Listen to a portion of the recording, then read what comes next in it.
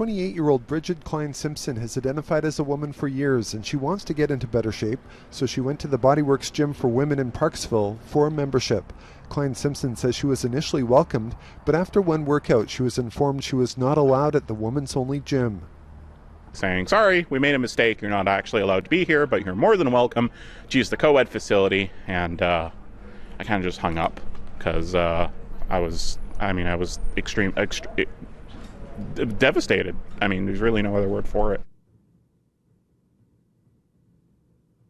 Joining me now, my friend Mike Slater, host of the Politics by Faith podcast. Mike, Jesus is coming back like any minute now, right? I hope so. It'll be so much better. I don't think so, though. I imagine we have a long way to go. Because, that's silly right there. That's ridiculous and silly. But we have some really bad stuff still to come. We got obvious ones like they still have to normalize pedophilia. That's next. That's been done before. They're going to make abortion more of a public ritual sacrifice. That's been done before. They still have to completely take away our freedom of speech, right? Like to the point where if you broadcast your show today, Jesse, we all go to jail. That's obviously happened many more times before. You know, in Nigeria right now, no one's talking about this. Nigeria is the largest African country by population and GDP. 90% of all the Christians who are martyred in the world today are in Nigeria. It's about 16 Christians a day are killed just for being Christian. So things can still get a lot worse here than that dude thinking he's some chick. Oh, good. Well, I'm glad to see we're still circling the drain around here. You know what, Mike? No, sorry. So you said before, Jesse, sorry to interrupt. You said before that the left would freak out over Donald Trump. And one of your points, if I'm correct, was, listen, you people on the left, you have no idea what you're talking about. Trump's not the strong man. It's the next strong man who gives rise to the next strong man who gives rise to the next strong man. Those are the people who are going to be knocking on your door and dragging you to the gulag. That's what real tyranny is. Those people who thought Trump was a tyrant, what a joke. They have no clue what is still to come. And the people who are ignorant have no clue what they're playing along with when they go along with that guy. They're like, oh, let's just be nice to him because, he thinks he's a woman. Okay, you have no idea what game you're playing. No, I actually am trying to get through to them on this, Mike. I don't know why they can't see it. The history of the world says it's true. Society will seek a balance. And if they can't find a balance through normal, traditional means, they will find means that are non-traditional. There are too many people in this country who don't want to live, work, and worship around that. And they'll simply choose whatever or whoever will get them away from it. One of the most wicked expressions that people accept to be true is the ends justify the means. It just rolls off the tongue and everyone can just say it and don't even think about it.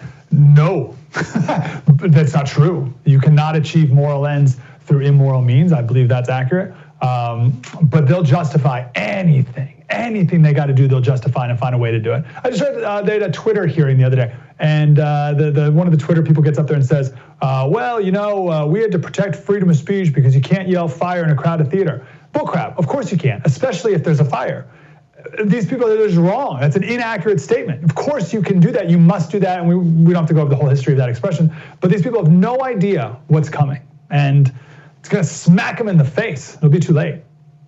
Mike, why don't they have any idea what's coming? Because, I'm not exactly a learned man, but I can read, and history books tell the story of what's coming, of human nature, of how societies go.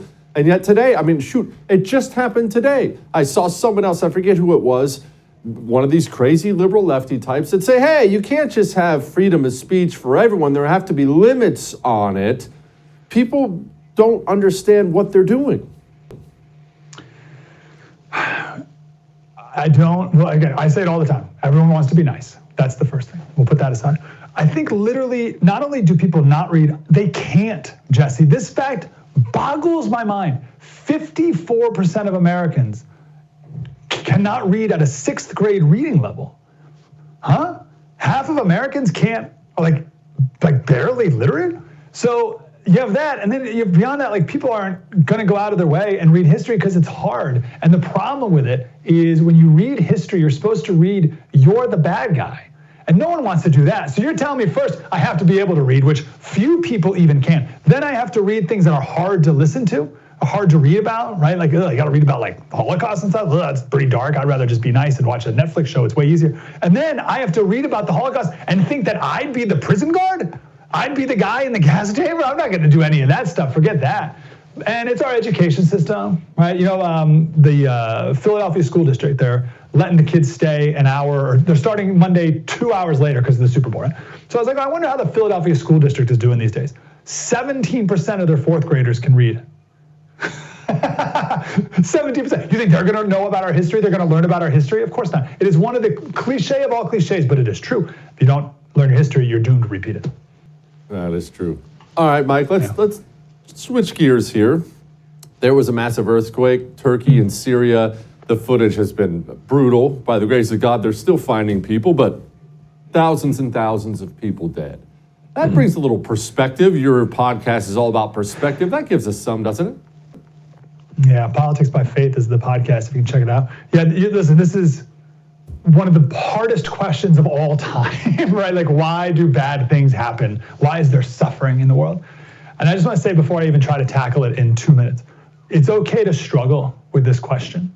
The name Israel, Jacob, Israel, it literally means to struggle with God. So it's okay to ask these hard questions and to struggle with them. I actually believe God desires it.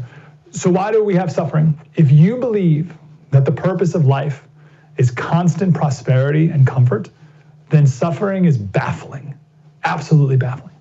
But the Christian worldview says that the purpose of life is not comfort. The purpose of life is to glorify God. So when you realize that that's the purpose of life and bad things happen, it can still draw you closer to Him. And that's the point. Now, if you're not a Christian, that's not helpful at all. That's folly. But if you are a Christian, then you can embrace suffering when it happens. So when bad things happen, it can either crush you and your relationship with God, or it can bring you closer to Him. I think it was Dennis Prager. He said, the believer in God has to account for the existence of unjust suffering. Okay, it's a difficult question. Like, you asked me like a ridiculously impossible question, like explain why earthquakes kill babies. I mean, like, right? So I have to account for that, and it's difficult. I'll struggle with it, but I'll do the best I can. But the atheist has to account for the existence of that and everything else. So I'd rather be on the team that at least has to explain the one thing. And if you start to go down that road, I think you see that the Christian worldview has all the answers, including the peace and comfort that comes with knowing that if things are not made right on this earth in our life, they're at least made right in the afterlife. And if you know Jesus, He said, don't worry, man. Be of good cheer. Be of good cheer. Be a happy warrior, Jesse Kelly. I have overcome the world. And that's all I need. Amen. Mike Slater, Politics by Faith podcast. Thank you, brother. Thank you, man.